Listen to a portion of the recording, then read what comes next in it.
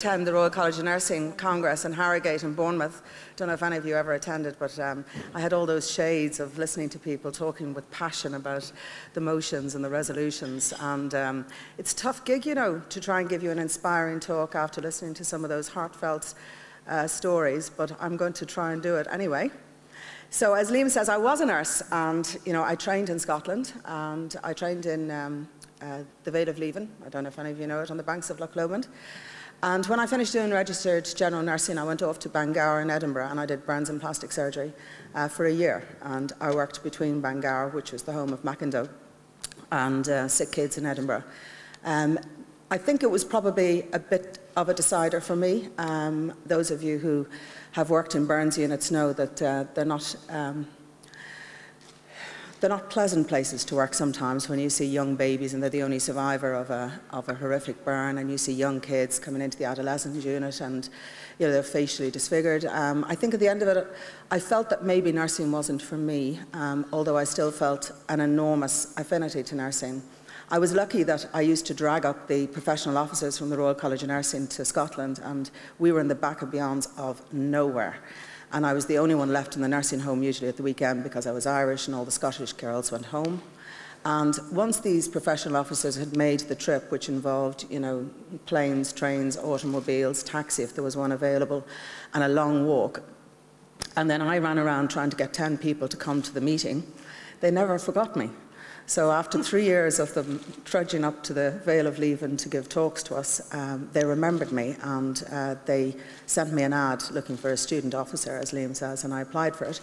I was 23 at the time, and I was successful. It was around at the time when we were looking at nurse training, and we were looking at university-based education, and it was a bit of a passion of mine. So I guess during the interview I talked about that all the time, about student status, and I was one of the workforce students. So I was lucky that I got it. And you know, overnight I was transformed into not wearing a uniform, sitting in an office. I had a car. I tripled my salary. I had a secretary, I didn't even know what to do with her, and I had 60,000 student nurses to motivate. So I did, over the course of 3 years, as Liam will tell you, you know, travelled the length and breadth of Britain, and also, I think, equipped myself to be a different type of person, which was a public speaker and a good writer and a good communicator. But at the end of 3 years, I wondered what I was going to do, because, you know, here I was with all these newfound skills. I knew I wasn't going to go back into practice. And I transferred to journalism in Harlow, and I did my postgrad journalism there. And very cleverly, I think, I married the two and said, well, I'm a nurse and I'm also a journalist, what could I do? And I came back and worked for Nursing Standard, and ended up as the editor of Nursing Standard, and subsequently became CEO of that company. It was a wholly owned subsidiary of the Royal College of Nursing, and at one point was called Scutari. But that started my life in business, because I had 15 clinical journals, double-blind peer-reviewed. I also had the weekly. I had a monthly, and I had over 100 books in an imprint. And we also ran all of the international conferences all over the world. I was working very closely with the University of Wales, undertaking my own MPhil.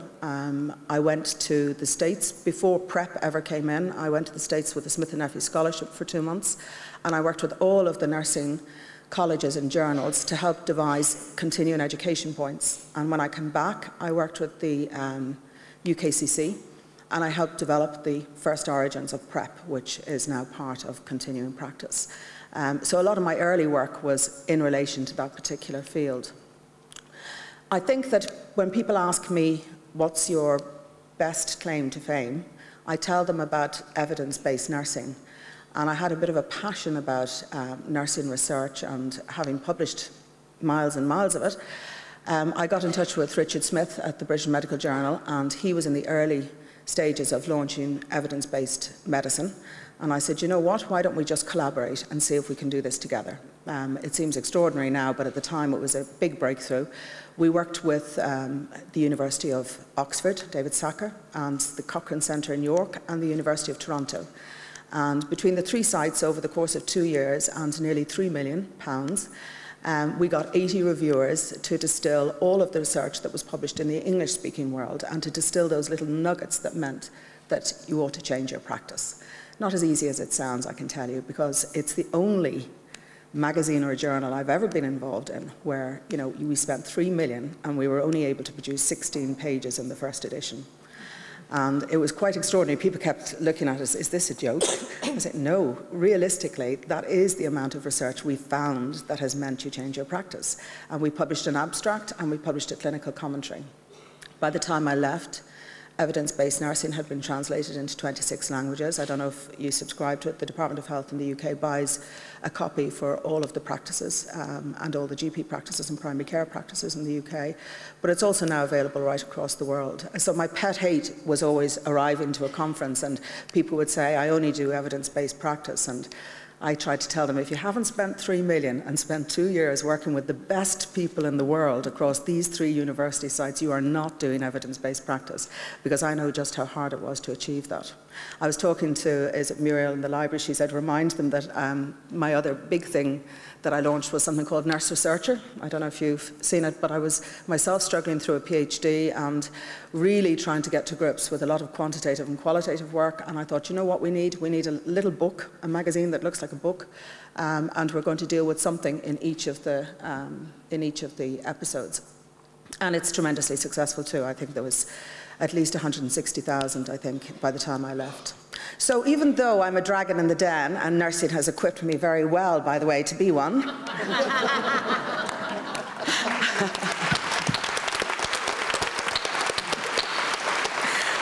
I didn't just qualify as a nurse. As you can see, I embedded a big chunk of my life in nursing. Even though I didn't stay on in practice, I did work very much at the coalface of research and evidence base. And it wasn't until I was in my, I'd say I was 30 before I switched over to general publishing and to newspapers and magazines. So it still has this enormous resonance. If you look at my bookshelves, it's groaning with Virginia Henderson and all of those great titans of nursing that I just used to look up to and aspire.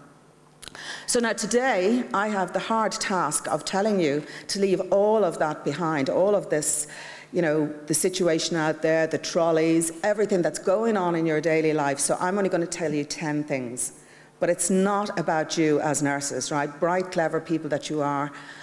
This is for you as a person, okay? This is about you and fulfilling your life and your potential. In the same way that I look at myself and I say, gosh, you know, I've about 4 careers all rolled into one, but I'm still the same person. I'm still the one that started off saying, I want to be the best at what I do. So this isn't about, I want you to put wings on the back of your shoulders and forget all the horror of what's waiting you back in the care environment and the workspace, and just be a little selfish for a change about yourself and how you feel. And, you know, all of you out there who are thinking about, where do I want to be when I'm 60? I talk to people about it all the time. Do you ever stop and pause and say, next year for Liam, obviously, because he's a lot older than me.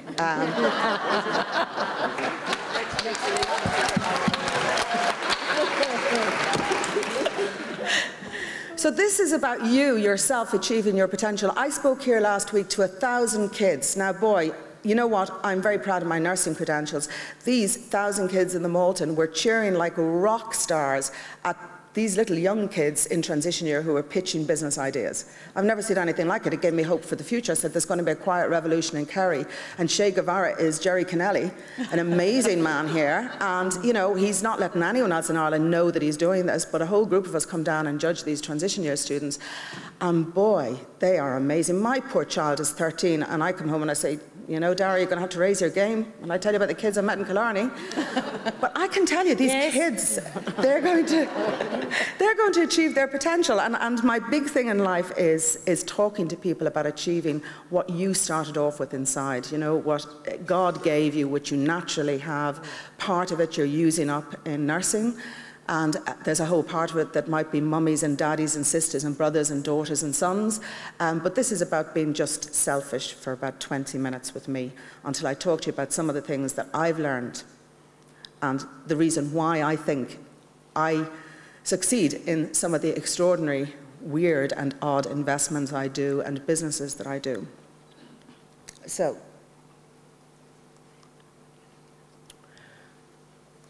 There we go.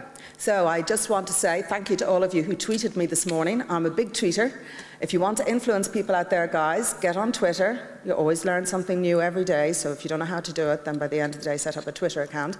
I have a few thousand people following me, and I use Twitter in all sorts of ways, and there are some inspiring people here who've been tweeting me, and I've been retweeting to my followers so that everybody knows I'm here in Killarney. So throughout the day, those of you who tweet, please tweet me at Norah Casey. Very simple, at Norah Casey. In Twitter, use the hashtag INMO. And then when Liam goes afterwards to find out what you've all been saying, he just has to search INMO, and he'll find all our tweets. I did a walk the week before last called Walk in My Shoes for St Patrick's Hospital. We were trying to develop services for young adults, young men and women, because of the high rate of suicide and depression amongst young women and men. And we did the entire campaign through Twitter. Adam Clayton was the lead ambassador from U2, and I was the only girl. And John O'Shea, Dahi O'Shea and John Murray were both ambassadors. John Murray actually did his programme from the IFSC, and I did a Here Come the Girls in Dundrum Town Centre. The entire campaign was ran through Twitter. We didn't do anything other than Twitter, and we had hundreds and hundreds and hundreds of people, including a flash mob choir. That's the power of Twitter. You switch over to it. Now look, I don't want to depress you, but I always start by telling people the context of what we live in at the moment. So I can tell you that, as if you didn't know, we're in the deepest and longest recession, and it's costing us more than anywhere else in Europe. So, you know, the investment in Ireland, the investment drop in Ireland is higher than Greece. Just over 50%. We have a 24%, just over 24% drop in our national output. We've just wiped out 8 years of growth. Even, laughably, if we had a 4% growth, which is very, very unlikely, it would take us 14 years to get back to 2007. Now, I'm telling you this because this is the world we live in. I live in this world and you live in this world, and we can't escape it. You know, compared to the rest of Europe, Ireland has spent more on this recession than anybody else. If you just look at NAMA and you look at the bailout, that's 80% of our GNP. If you add in all of the bank borrowings and the European Central Bank borrowings, that's 200% of our GNP. So this is the biggest, longest, worst recession we've ever experienced, 10 times deeper than an average cyclical recession. You know, when I came back to Ireland first in 2002, everybody was talking about .com. It was a bubble waiting to burst. Everybody put their money into .com. All we ever talked about was online, and then you saw that bubble burst. Then somebody discovered bricks and mortar, and we got into property. So the whole of Ireland got involved in property, and we've just seen that bubble burst. Right, I'll tell you just one thing. Anybody who saw it, there was a company called Instagram, was sold to Facebook for $1 billion about 4 weeks ago. It has 13 employees and no revenue. Don't tell me that isn't a bubble about to burst, because it is. And a lot of our foreign direct investment, by the way, is in that space. So now, that wasn't to depress you, by the way, but it's the context. Because even though people say it's going to take us a while to get back to 2007, and we'll probably get back to 2003 quicker, I was very happy in 2003. I don't know about the rest of you. I never, invested in property. I didn't go out in helicopters and yachts. So I was very happy in 2003. I have no difficulty being in 2003 because this recession is about money, and there's more to Ireland than just money. And we have a good culture, and we have a good working culture. Anybody who needs to know how good we are at working only needs to look at you lot in here. We're a good working culture, and we'll get our way out of it. And I'd say we have 2 to 3 more budget cycles to do that. And by the way, I will fess up right now, I am an ambassador for the yes vote to the treaty. And I would think that if you want your salary secured in the future, you might think about doing that too.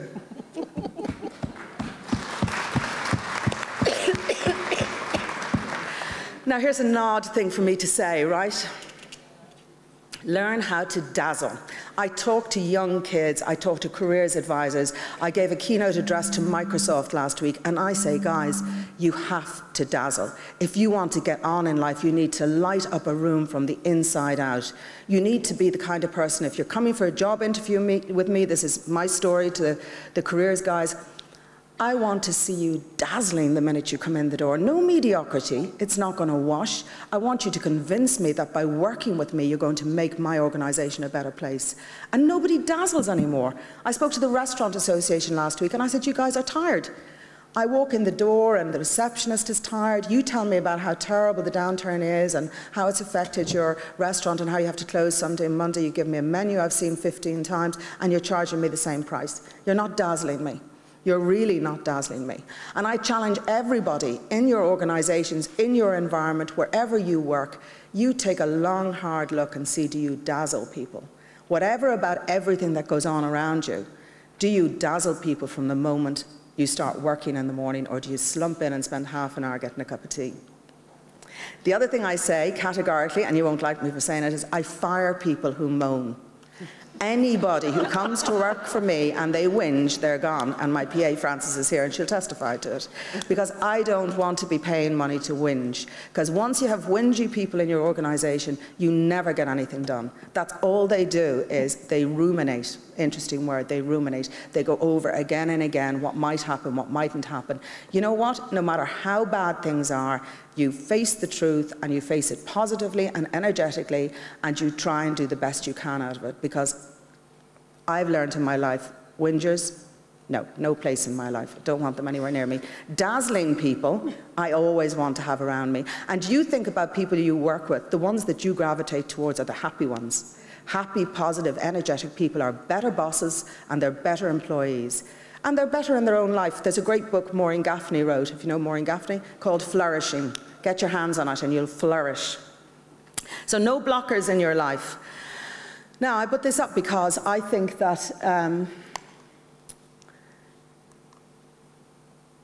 yeah, you see, I got paid in something for 4 years when I was a nurse.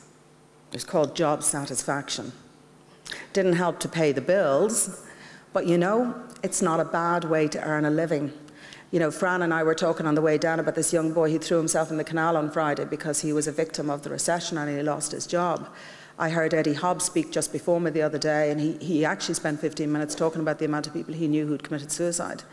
So I can tell you that there are worse things to do in your life, especially when you take the money ticket and it's taken away from you. It never happened to me. I didn't make millions during the upturn, and I haven't lost millions in the downturn.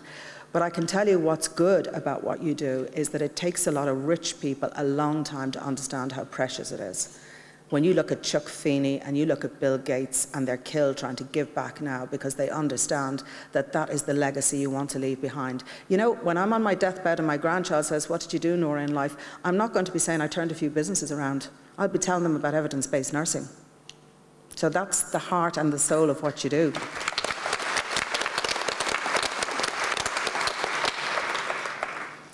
Now, one for the organisation maybe, strategize at speed. I talk about strategy all the time. Later in my life, I went to Ashridge Management College and I studied strategy. I got very good at it and I did advanced strategic management. And strategy has been just part of everything that I do. And I hate to come across people who say, "Yeah, I've got a strategy, I did it last year, let me go find it for you."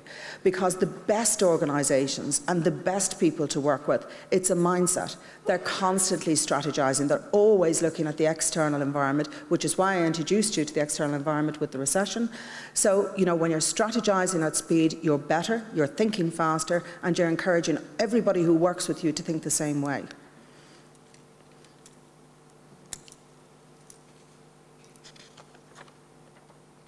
I don't need to tell you guys to do this because you're great rule breakers. And I know, because I broke the rules too. But you know, when you look at organisations that work, when you look at people that work and the teams that work, they don't start off by defining the rules. And the one thing I hate to hear in meetings is that'll never work. We're not allowed to do this. No, everybody says we have to do it this way.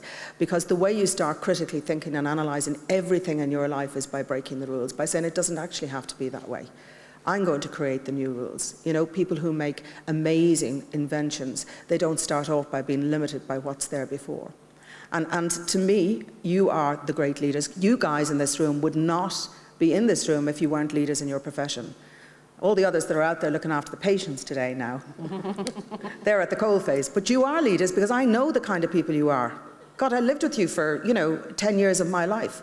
And I know you're the passionate ones and you'll be the ones who'll speak out. So you're the great leaders in the profession, regardless as to whether you're in a leadership position. So if you don't start breaking the rules, no one else is going to break the rules for you. Now, you won't understand this unless I Right, why do I say that? Because I am not the first wave of women into management. And neither are any of you. You're probably the second or the third. Right, but you know those brave souls who came out of the traps first? Think Mad Men. I'm a big Mad Men fan. That's what women in business environments were like. They were a titillation. They took notes. The wives were jealous of them. The men flirted with them. That is the reality of where we came from as women in management positions. So those first trailblazers, corporate trailblazers, I'm fascinated by them. So when you survey them, a survey was done recently in the States with 1,000 of them who became president or vice president of Fortune 1000 companies. And they said, what one thing got you into the boardroom? They didn't have equal pay, they didn't have equal structures, they elbowed and shoved their way into that boardroom to get beside the men. And they said the one thing was being an overachiever, always delivering, always the person who said they were going to do it and do it well. And there's no, I say to young people, there's no way around that, guys. That is how you're going to achieve. There's no luck. I've always been like that. First person to put their hand up when there's a job to be done is me, and I'll always deliver, and I'll always make sure that I'm the best at what I do, and that's what people need to do in order to get to the top. So when I see people coming into my organisation and they're watching the clock and they're 9 to 5, I say, here now, you're never going to get to the top, so don't even try. You can stay there working on reception and you'll be grand. Because really, to get to the top, you need to be the brightest and the best at what you do. It's the reality.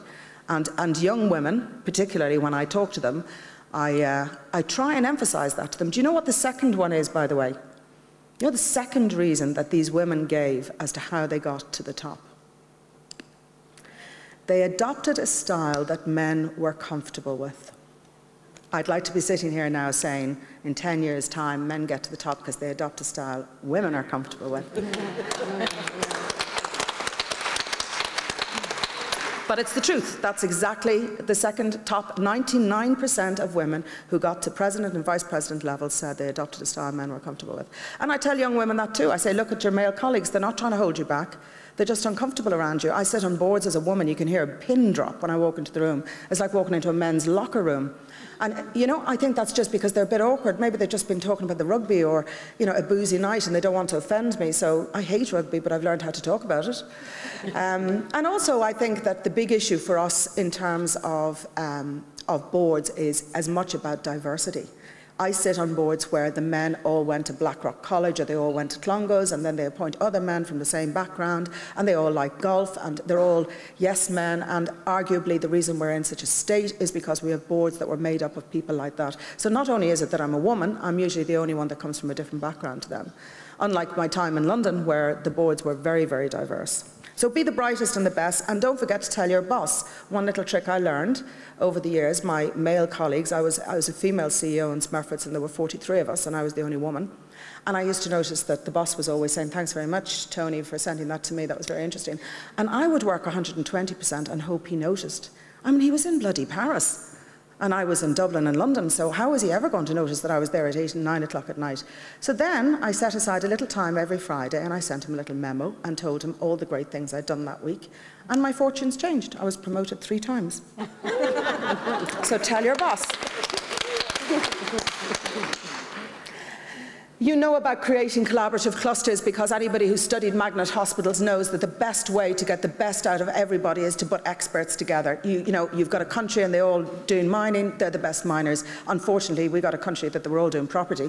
Not too sure we're the best properties developers, but that's what happened to us. So to create collaborative cultures, how do you do that? How do you bring experts together? You yourself connect, I know you do, with people who are experts like you. I encourage everybody to do it virtually. If you're not on LinkedIn, Facebook, Twitter, you're missing out because there are so many great connections there with people in Australia, New Zealand, America, like-minded, like you, who may be working in your particular specialism. So create those collaborative cultures, and from that you get the best. You definitely get the best. I'm one of those people who moans about networking, because I go to so many networking events and I get Jack and I have to find Jill, and it's the worst kind of forced networking on the planet. I mean, it's just awful. You go in, scatter your business cards everywhere, you meet nobody. Hate it. Power networking, especially in the morning, not for me. But I'll tell you what, in your own organisation, sometimes it's good to network rather than connecting on the phone or on the email. And I encourage everybody to network internally. Women in particular often come to me and say, you know, I'm trying to find like-minded women outside. The most powerful network you can have is within your own workplace. And the most powerful mentors you could have are in your own workplace, especially if you're clever enough and political enough to find ones that are influential.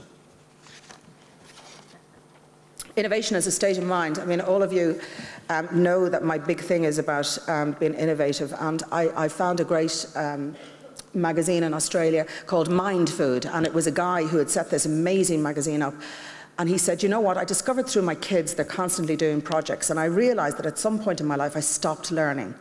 You know, through my kids I was going back over Roman civilization and I was learning things, and I just discovered, you know what, unless you're an Economist reader or you devour National Geographic or, you know, you read the Financial Times wall to wall, you actually stop learning and you don't see things as being part of, you know, your state of mind. Mind Food was meant to address that and had the zeitgeist and everything else included in it. And when times are better, I'll bring it to Ireland because it's great. But an inquiring mind, new possibilities. If I instill anything in anybody, I say, think differently. I just invested in a company called Smart Storage. I don't know if you saw it. So this engineer, great guy, he's in Delgany and Wicklow, and he was, his business went under. He was subcontracted to the building trade as an engineer.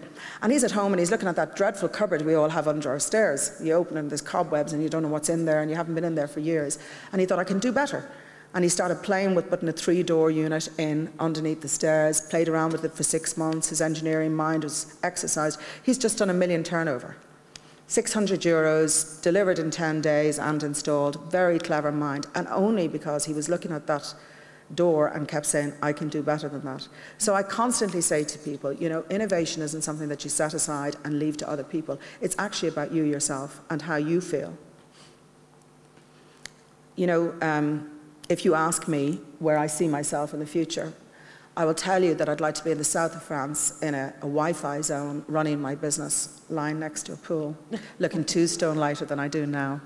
I could go on with my dreams and aspirations, but that's in my head. And then in a business sense, I find myself in sessions and people say, where do you want to be in the future? I say, I've just launched in the UK, I'm in China all the time, I've got an American magazine I want to develop. So in our own lives, we always have this dichotomy between our comfort zone and where we'd really like to be, which is probably on holiday and spending times with our loved ones, and this kind of challenging statement from me saying you need to be in a constant state of revolution. Because if you're not, you're staying still. If you're not thinking in that way, you're staying still, as are the people around you. And you know, even in the smallest teams, and I work with pretty small teams on the magazines, we're constantly doing revolutionary thinking about things differently, thinking about the future, thinking about the census data, what that means for us, looking at the birth rate, you know, looking at our elderly population. This is number 5, and we're nearly there, by the way. So I always say to people that necessity may be the mother of invention, but it takes a partner to make a baby. And that's a very important lesson for nurses because, you know, for as long as I've been around the nursing profession, we've talked about, you know, cross-disciplinary work, we've talked about reaching out to other professions, and we know that partnership is one of the most important things that we do. And even, by the way, that's something that works right across, regardless as to what profession you're in. The same is true. I speak to the ACCA, to the accountants, and over 50% of them are women, by the way.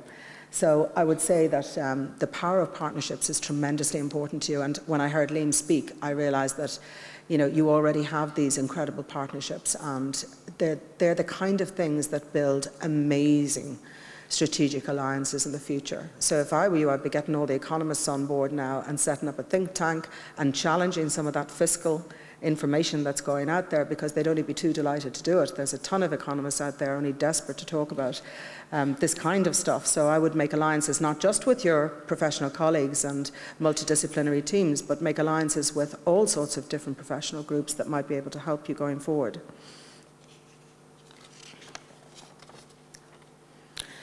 Now, it's odd, isn't it, to talk to you about failure being a detour towards success, because I had an old chairman and he used to say, Nora, if you fail, fail fast. Now he meant in business, if I set something up and it was losing money, don't sit around. I meet people all the time trying to flog me a business idea and they're 2 years into it and they keep saying, and the bank manager wasn't interested and the angel investors weren't interested and the venture capitalists weren't interested. And I said, it's rubbish, that's why. You know, really, you're just flogging a dead horse and nobody's prepared to tell you.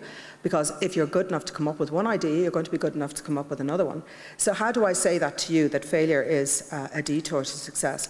Even in inventions, Viagra was created as a heart drug. You know, the microwave was created as a radar device for, you know, military aircraft. If you look at your post-it notes, one of the most successful things that 3M did, it was a mistake in the gluing that created it. So failure is not a bad word, and I think young people and you yourself know that if you fail, you're not a bad person, and you just need to see it as something that distracts you for a moment, you know, those obstacles that you see when you take your eye off the goal. But I'd also say to you that I had a passionate belief at one point in my life, lectured on nursing, by the way, all over the world. Took me to Hawaii, Brunei, Vancouver, Los Angeles. Yes, it was great, actually. Great to meet nurses all over the world. But we used to talk all the time about nursing comes into its own when medicine has had its day. And you know that yourselves, that often the most powerful nursing happens when we've stopped trying to save the life. And we understand that, that nursing is what this person now needs. And it's one of the most powerful things that's always resonated with me, that when you think about medicine and they talk about failure being when they can't save a person, and it's actually the best success that nurses can do, you know? It's amazing.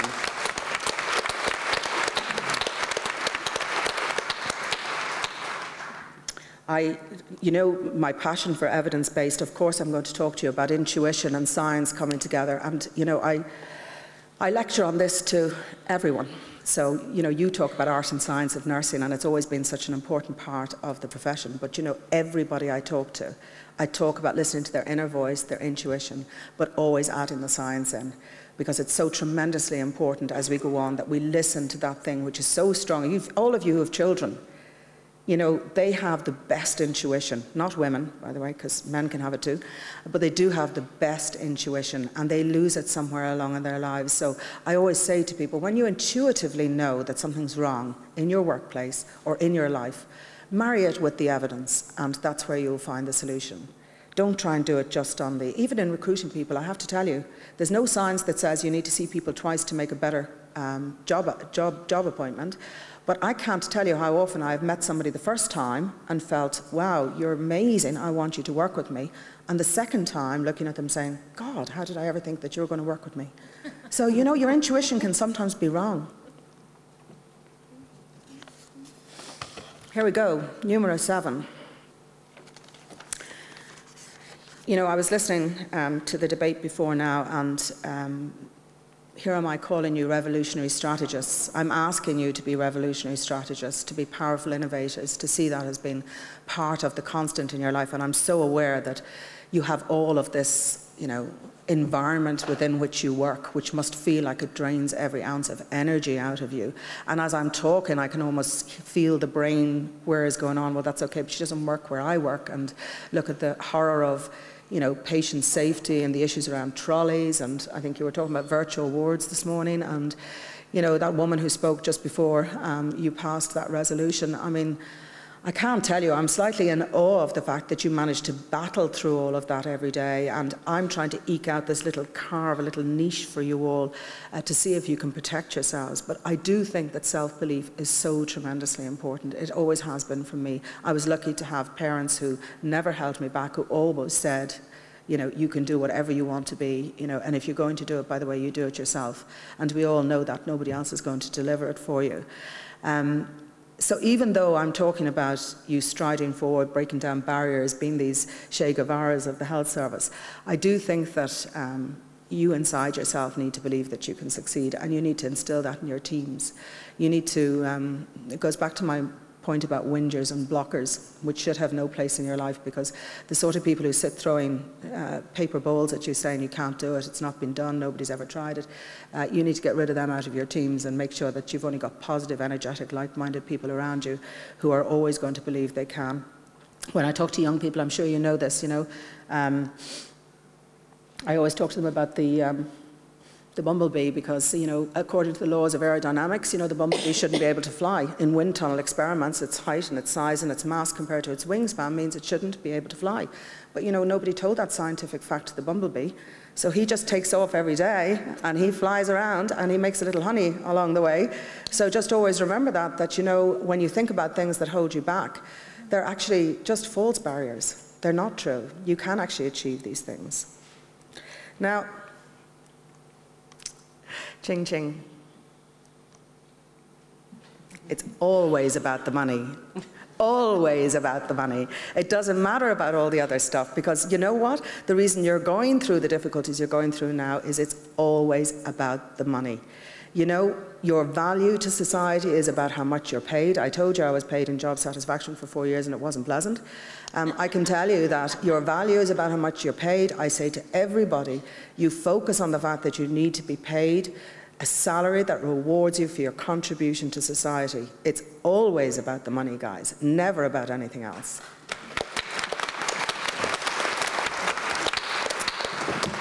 But you know, it's also about fiscal knowledge, and when you talk about people using finance against you, you need to be fiscally aware.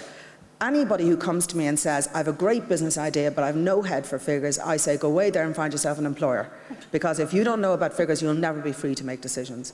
If you have finance as part of your DNA, if you understand figures, and that, by the way, is as much about the community budget, the ward budget, the hospital budget, the country's budget, as soon as you understand figures, you have the freedom to make decisions. Because it's always about money. I started off talking to you how bankrupt we are. It's always about fiscal knowledge, and that's the truth. That's how you get the freedom to make decisions, is by arguing the figures with people who know figures. So now, we're nearly at the end, and I wanted to say to you that even though you don't feel it today, it is actually a great time to be a nurse, and you do something which is so important in a country that's been devastated by what's happened to us. You know, I see all around me all the time, the people that I work with, so interested now. There's only two things that go on in our lives that make us happy: health and wealth. We haven't got one, so we need to focus on the other, okay? And the young people who work with me, they're very focused on health, I can tell you, at the moment. I've never seen so many people running marathons out in the street. Health prevention has become such an important byword. You know, if you've got somebody in a job and they're the only earner in your family, you need to keep them fit and healthy. You don't want them off sick. So health has become one of the most important things in the country. And, you know, I actually envy you that you do such a great job. You do something that makes such a difference, because at the end of a difficult day, when I've been in board meetings and I've listened to the banks and, you know, I've spoken to teams who feel demoralized, you know, it must, even though you don't feel it, but it must be a lovely feeling to do something that actually has its reward outside of wealth. Because look what's happened to all of the people who lost their wealth. Devastated, aren't even able, some of them, to face going on living, you know, and yet you've always been there in the background doing this great, amazing job. And now, you know what, you should be proud of the fact that you're probably going to be the great survivors of the recession. You and some other professions, by the way. And I wanted to say to you that bright, clever women and men, you know, and I'm looking at him, he's a man, yes, I still see. So it's always been great to see men in nursing, and pity they take all the management jobs, girls, eh?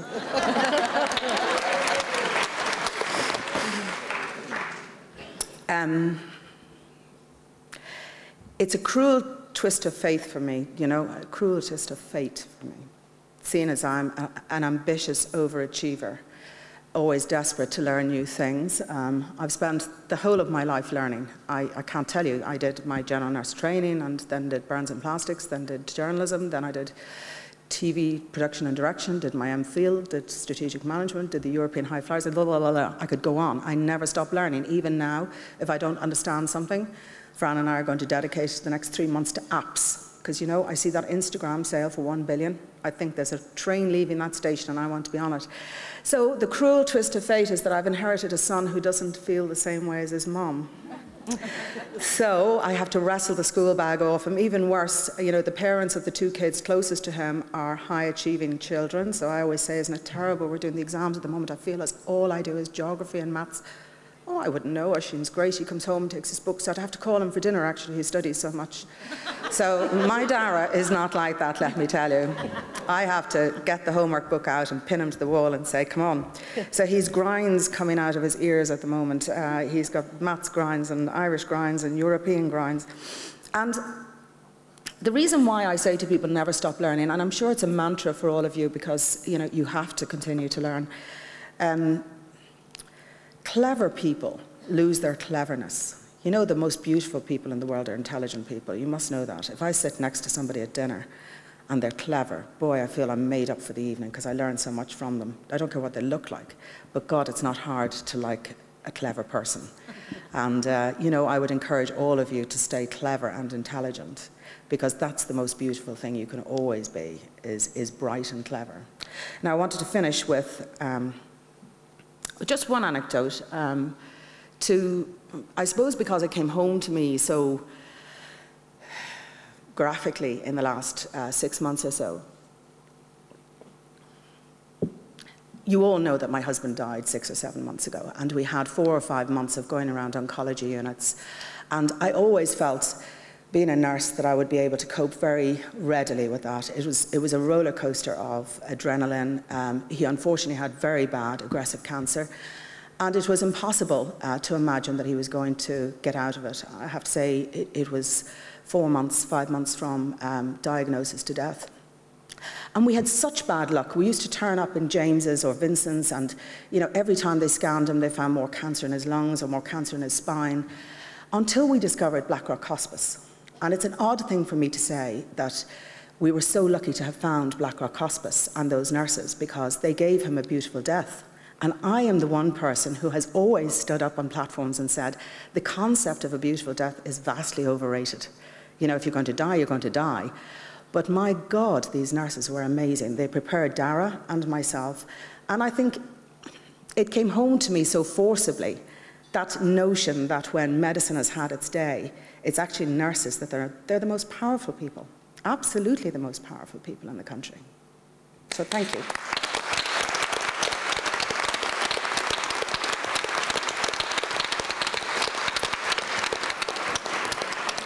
Being a businesswoman, I gave you the 9 points, and if you want the 10th, you have to buy my book, okay? Thank you very much.